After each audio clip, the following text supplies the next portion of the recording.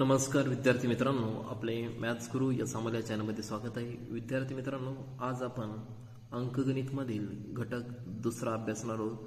जे परीक्षार्थी चॅनलवर नवीन असतील आणि त्यांनी चॅनलला सबस्क्राईब केलं नसेल त्यांनी चॅनलला सबस्क्राईब करा. पहा, परीक्षा मोजून फक्त 5 ते 6 दिवसावाली आहे आणि या परीक्षेच्या दृष्टीने आपण पुन्हा एकदा अंकगणितची संपूर्ण स्वाध्याय इथे सोडवत आहोत. त्यामुळे तुम्हाला या स्वाध्याय सिरीजचा नक्कीच फायदा होईल. चॅनलसोबत राहा. पहा, प्रकरण दुसरे याविषयी आपण थोडक्यात माहिती पाहूया. प्रकरण दुसरे नाव आहे पूर्ण संख्यांवरील 4 मूलभूत क्रिया. पहा, इथं महत्वाचे मुद्दे दिलेत. पहा, पुढील भागाकाराची क्रिया अभ्यासा. पहा, इथे 6ला भाजक, इथं आतमध्ये जी संख्या तिला भाज्य म्हणतात की 34 आहे. वरती आहे 5 हा भागाकार आहे. खाली 6 पंचे 30 आणि 34 म्हणून 30 गेले तर 4 ही खाली बाकी मिळेल. पहा, इथे महत्वाचं सूत्र आहे भाज्य बरोबर भाजक गुणिले भागाकार प्लस बाकी. 1 2 3 4 ह्या गोष्टींपैकी कोणते 3 तुम्हाला भाज्य दिला असेल, भाजक दिला असेल किंवा भागाकार दिला असेल तुम्हाला बाकी काढता येते. ठीक आहे, यापैकी कोणतेही 3 गोष्टी दिल्या तुम्हाला चौथी बाजू किंवा काढता येईल. यानंतर पहा, थोडक्यात आपण इथे विभाज्याच्या कसोट्या पाहूया. विभाज्यतेच्या कसोट्या 2 4 आणि 8 यांच्या कसोट्या. पहा, कोणत्याही समसंख्येला 2 ने निशेष भाग जातो. उदाहरणार्थ 42. समसंख्या म्हणजेच काय? ज्या संख्येच्या एक स्थानी 2 हा अंक असतो, 4 6 8 आणि 0 हा अंक असतो त्या संख्येला म्हणायचं समसंख्या. त्यानंतर ज्या संख्येच्या अनुक्रमात दशक व एकक स्थानच्या अंकाचे स्थान न बदलता मिळणाऱ्या 2 अंकी संख्येला 4 ने निश्चित भाग जातो, अथवा ज्या संख्येच्या अनुक्रमात दशक व एकक स्थानी 0 हा अंक असतो त्या संख्येला 4 ने निश्चित भाग जातो. एकक आणि दशक म्हणजे 2 शून्य पाहिजे. 10 आहेत का आहेत म्हणजे याला 4 ने निश्चित भाग जातो. किंवा अजून काय सांगितलंय, एकक आणि दशक स्थानाची संख्या पहा किती 24 आहे. 24 ला 4 ने भाग जातो म्हणजे 4 ची कसोटी आहे. त्यानंतर 8 ची कसोटी दिली. पहा, ज्या संख्येच्या अनुक्रमात शतक दशक एकक म्हणजे 3 संख्या एकक दशक शतक स्थानच्या अंकाचे स्थान न बदलता म्हणजे आहे ती संख्या ठेवता मिळणाऱ्या 3 अंकी संख्येला 8 ने निशेष भाग जातो, अथवा ज्या संख्येच्या शतक दशक व एकक स्थानी 0 हा अंक असतो म्हणजे एकक दशक शतक म्हणजे 3 शून्य असतं. इथे आहेत 9000 त्या संख्येला 8 ने निशेष भाग जातो. किंवा पहा, एकक दशक शतक स्थानच्या अंक स्थान नंबर 3 अंकी संख्येला 8 ने निशेष भाग. पहा, ह्या 984 ला 8 ने निशेष भाग जातो. त्यानंतर पुढे 3 6 9 18 यांच्या कसोटी 5 जवळपास सारख्याच आहेत. त्या ज्या संख्येतील अंकांची बेरीज 3 च्या पटीत असते, पहा त्याला 3 ने निशेष भाग जातो. पहा, 3 च्या पटीत म्हणजे 3 च्या पटीत म्हणजे 3 च्या पाड्यात. पहा, 8 आणि 1 9 10 का 12 म्हणजे 12 ला 3 ने भाग जातो. किंवा सलग एखादा अंक 3 दा म्हणजे 1 1 1 यांची बेरीज केली तर 3 येते. 3 ला भाग जातो. 2 2 2 म्हणजे वेगवेगळे 4 बेती 6 याला पण भाग जातो. त्यानंतर 3 ने निश्चित भाग जाणाऱ्या सर्व समसंख्यांना 6 ने निश्चित भाग. 3 ने निश्चित भाग जाणाऱ्या सर्व ज्या समसंख्या असतील त्यांना 6 ने पण निश्चित काय जातो भाग. ही समसंख्या आहे का? पहा, एकच स्थानी 4 आहे म्हणून ही समसंख्या आहे.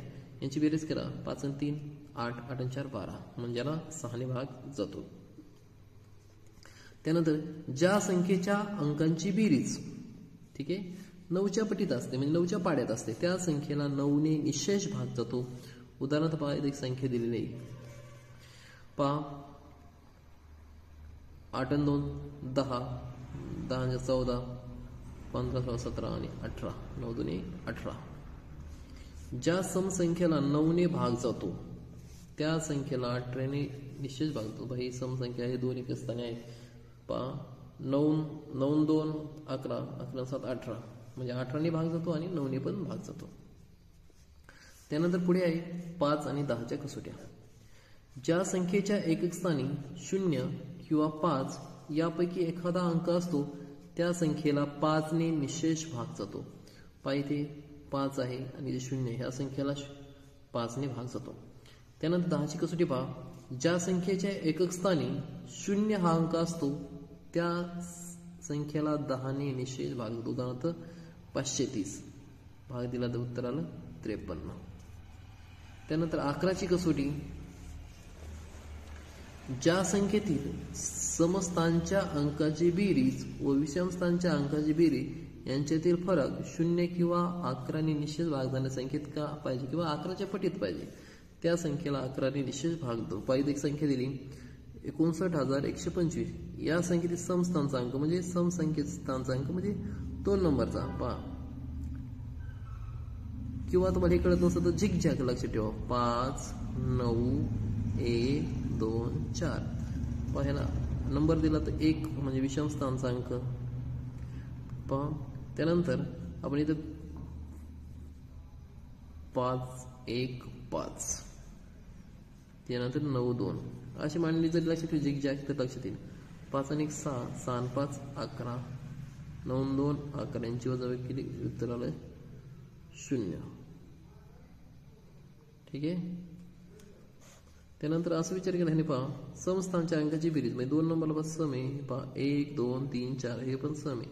9 2 11 विषमस्थानचा अंक बेरीज केली 1. ठीक आहे. त्यानंतर 62,909 या संख्येतील समस्थानच्या अंकाची बेरीज म्हणजे 2 आणि 0 म्हणजे 2च झाली. ठीक आहे. विषमस्थानच्या अंकाची बेरीज 24 24 पण 2 गेले 22 आणि 11च्या पाड्यात 22 आहे. त्यानंतर पुढचा घटक आहे सरासरी. सरासरी म्हणजे ॲव्हरेज. दिलेल्या घटक संख्यांच्या बेरजेला दिलेल्या एकूण घटकांनी भागले असता सरासरी मिळते. सरासरीलाच मध्यमान असेही म्हणतात. पहा सरासरी बरोबर दिलेल्या घटक संख्यांची बेरीज भागिले एकूण घटक.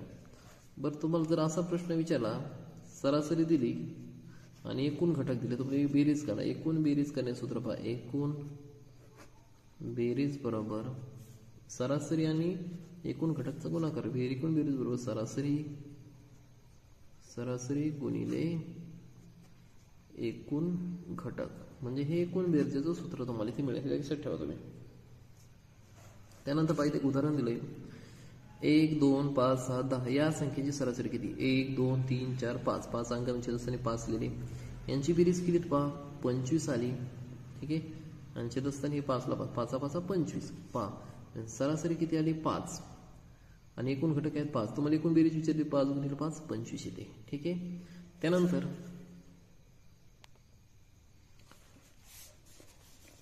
नेक्स्ट पेजवर जर दिलेल्या घटक संख्या क्रमवार असतील आणि त्यांची संख्या विषम असेल तर त्यात मधली संख्या सरासरी असेल. थोडक्यात पहा एक तुम्हाला उदाहरण देतो इथं 1 2 3 4 5 दिलेले घटक संख्या कशात क्रमवार आहेत पहा 1 2 3 4 5 गॅप पण सारखा एकचा आहे आणि त्यांची संख्या विषम आहे. पहा मोजलं ते किती 5 संख्या म्हणजे त्यांची संख्या कशी आहे विषम. अशा वेळेस उत्तर ही मधली संख्या असते.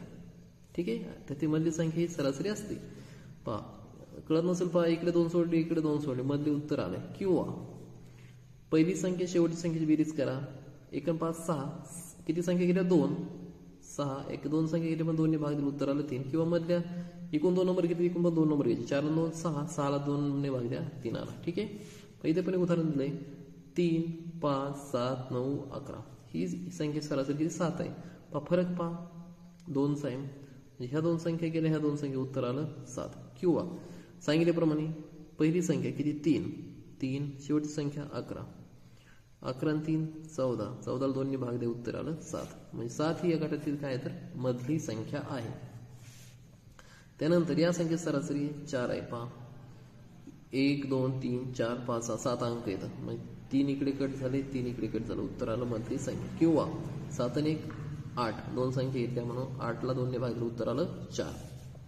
त्यानंतर तिसरा मुद्दा आहे जर दिलेल्या घटक संख्या क्रमवार असतील आणि त्यांची संख्या सम असेल तर अशा वेळेस काय करायचं पहा तर त्यांची सरासरी मधल्या 2 संख्यांच्या सरासरी घेतली. पहा 1 2 3 4 5 6 एकूण संख्या 6 आहेत.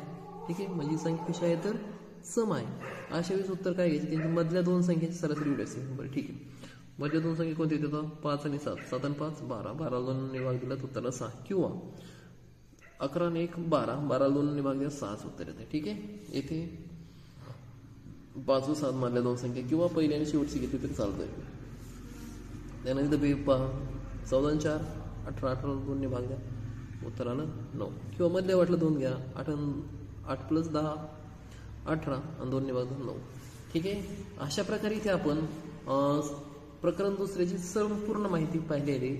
यानंतर आपण स्वाध्याय 2.1 लगेच अभ्यासणार आहोत. त्यासाठी चॅनलसोबत राहा आणि चॅनलला सबस्क्राईब करा.